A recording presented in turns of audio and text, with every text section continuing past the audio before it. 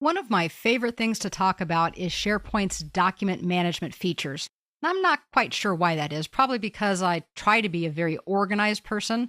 Probably because I've worked long enough with computers to see some really messy systems when people don't know how to kind of keep house and keep things tidy. And just because I've also seen a lot of people who get very frustrated with computers because they can't find what they're looking for or don't know what the latest content is.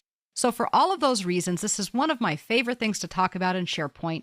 One of the most powerful things that I think you can use with SharePoint, but we want to make sure that you understand what versioning, check-in and check-out, and content approval can actually do for you. We're actually going to start with the most complicated, I guess, of the three types, and that's versioning, just to get it out of the way, and then the other two will seem like a piece of cake.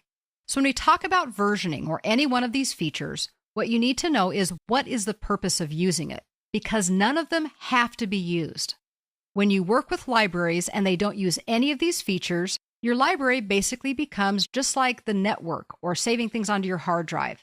You save a file, somebody opens it up, if they make a change to it and they save it, then it simply gets overwritten and now the new version is sitting out there on the hard drive. If somebody does a save as, that's when you get into kind of the messy stuff because you can have 15 different versions of the same file sitting out there, some that may have different names. Some may end in version 1, version 2. Some may end with a date. Others may have somebody's initials on them. It's hard to say, but that's where it gets messy. So the first thing to say is, why do we need versioning? And the purpose is to keep a history of document changes. Also, so if necessary, you can revert back to a prior version. That means if you're working along and you're writing up to the deadline and somebody goes, oh my gosh, somebody made an edit and they deleted 5 pages of our content, it's not a big deal. With versioning, you can simply say, go back to the version that was good. It's also important to know that each version saves a complete copy of the file. Now, as a user, you probably don't care too much about that. Technically, that can start to take up a lot of space, but there's things that administrators know how to do and how to work with that really don't make that an issue either. But as far as you're concerned, because it keeps a complete copy for every version, that's why we can go back and look at prior versions and even revert the file back to a prior version. Now, in addition to just those basics of why you might want to do versioning, versioning comes with options. Your administrator will decide which one of these options to use. But one of the options is whether you want to keep versions at all. If you do, whether you want to keep major versions, also called a published version, or if you want to keep major and minor versions. And minor versions are sometimes called drafts. And we'll work through this so you understand it, because this can be one of those confusing topics. So, if versioning is turned on, you will either be saving major or published versions or major and minor versions, otherwise known as drafts. The main difference as far as we're concerned is the numbering. Major or published versions are just numbers, number 1, number 2, number 3. If you're using minor versions, then they're going to have a decimal place, 1.0, 1.1, 1.2, 1.3. And then when that minor version becomes published to a major version, that's when it'll change to the next whole number. 1.0, 1.1, 1.2, 1.3, 2.0, 2.1, 2.2, and so forth. Again, I'll give you a good example of this here in just a minute to help you understand it a little bit better. As a user, as a person who's working with editing Word and Excel and PowerPoint files, if you are prompted to enter a version comment, I always want you to do that. It's very important. Now, don't make this too difficult. All you need to do is say, what did you do to the file? I ran a spell check. I added section 5. I edited page 23. Just so people who are working with the versions know, without having to open the file, what that particular version did. It becomes part of a history. So even though adding a comment is technically not required, I would like to make it required. You should always do it as a part of common courtesy and as a part of history of the document. You may or may not have permissions to delete versions. But if you do, just know that when a version is deleted, it does not go to the recycle bin. This is just one of those things that you need to be careful about. Now, let's get on to an example. Let's say that you are working in your office, and you're working with a group of maybe 5 people. And these 5 people have permissions to edit documents in a library. Everybody else in the company can read documents in the library, but only these 5 people have editing permissions. How might documents look that go into that library? So remember that when no versioning is turned on, Storing documents in a library is pretty much like storing them on the network or on the LAN. That means that when a file is first added, it gets stored to the library. When it's edited or saved, those changes simply replace the original file. There's always and will only be one copy of the document in SharePoint. And of course, because there's no versioning, no history is being kept. This makes it simple and it makes it clean. But again, it's pretty much like the network, so you're really not taking advantage of what SharePoint can offer. But remember that anybody with at least read permissions can see the file. So the big changes happen when we start using versioning. And one way to do that is to work with major versioning. That means when the file is first added, it becomes version 1. When it's edited for the first time and saved, it becomes version 2. Each time it's edited, it can be reviewed. And of course, the history is logged. This means that you can revert back to any prior version, as well as just look at how a document evolved over time. The latest version is visible in the main library. All of the other versions are going to be visible by accessing the document's history, and we'll see how to do that when we do our demo. Each version can be seen by anyone with read permissions. So in that aspect, it's similar to no versioning, except now we do have copies every time a change is made. Let's take on the last one, which is with major and minor versioning enabled.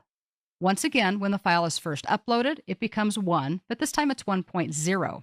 And when changes are made and saved, instead of becoming 2, 3, 4, it becomes a decimal point, 1.1, 1.2, and so forth. The main difference is that usually this means only editors, those with editing permissions, can see the minor versions or the drafts, the ones with the decimal places. Everyone can still see 1.0, even though the editors have now made a couple of changes. But 1.1 and 1.2 are visible only to those with editing permissions. When the editing team is done with it, they're going to go ahead and publish it to the next major version. That means in our scenario, 1.2 is going to become 2.0. And at that point, everybody with at least read permissions to the library will be able to see 2.0. I know it may seem complicated, but when you start working with versioning, it actually becomes pretty obvious what's happening. And SharePoint is also good about only showing you what you need to see. So if you're a user and you're not an editor, it's going to be simple. You will only see the last published version that you have rights to see. Well, let's take on the easier ones, now that we've gotten that hard one out of the way. One of those is called check-in and check-out. The purpose of check-in and check-out is to prevent more than one person from editing the same document at the same time. When this is enabled, a document must be checked out. So when you go to a library and you try to edit a Word or an Excel file, you'll be told that it must be checked out, and your only option is to say OK. When you check out a document, you are given a copy, and that's the one that you will be editing. And that's your copy to keep as long as you want. The original file does remain available as read-only in the library, so you're not keeping people from accessing the document. They just can't edit the document. When you're finished editing the document, you're going to check it back in, and the copy that you had with all of your wonderful changes is simply going to replace the old document, and that means that everybody will be able to see your wonderful changes. Now remember, check-in and check-out can be used on its own, with or without versioning. They do not have to be used together. This feature, unlike versioning, doesn't have variations in it. It's either on or it's off. Likewise, the feature called Content Approval is also very simple. Its purpose is to control when a new or edited document is visible to those who can read library content. Only people with administrator permissions can approve content. This is going to be your list or your site admins or other people with administrator privileges. Their option is to leave it as pending, to approve it, or to reject it. That means when you edit or upload a new document, it's going to be in pending status. When it's in pending status, only you as the author and the admins can see it. Nobody else who has access to the library will be able to see it yet. They won't be able to see it until it's approved. The admins will be the ones who will approve the content. Once they mark it as approved, then instantly everybody can see your document. Now, there also is a third option, and that is that the admins could reject your document. Why might they do that? Maybe you put it in the wrong library. Maybe it needs to be edited a little more, or the quality is off a little bit. Hopefully, they'll tell you why it's rejected and give you a chance to fix it. What you need to remember, though, is that we only have a very few reasons why you might not be able to see a document in a library that somebody else tells you is there and that they can see. One is that you're not in the right location. The second is that they have permissions in that library that you don't. And the third, now that we've talked about content approval, is that they are the author or the editor and therefore can see it because it's still pending, but you can't because it hasn't been approved yet. Like check-in and check-out, this feature is either on or it's off. So the document management features in SharePoint are really part of the truly powerful and exciting parts of working with documents here, really one of the advantages. We now know that different libraries can specialize in different types of files, like a slide library, for example.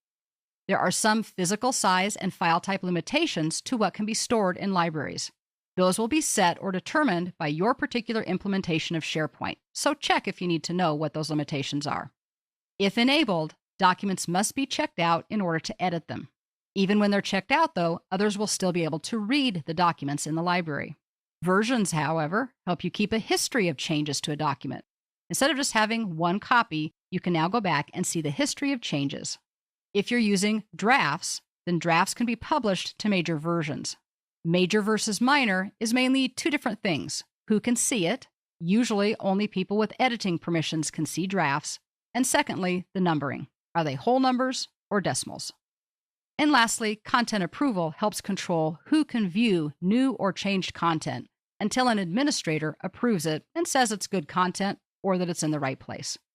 We also know that our Office files, like Word and Excel, have always had properties. But in SharePoint, they now become synonymous with library columns. Basically, we can view and edit our file properties either in the document itself or from within the SharePoint library. While I know this can seem overwhelming, we're going to go through some demonstrations and you'll see that they really are very intuitive and kind of a natural way to work. Once you use them just a couple of times, all of these document management features will become very simple and they'll make sense because they're going to help you take that mess that used to be your folders on the network and really organize them and keep them in good shape so that you can see them and know what good content is there.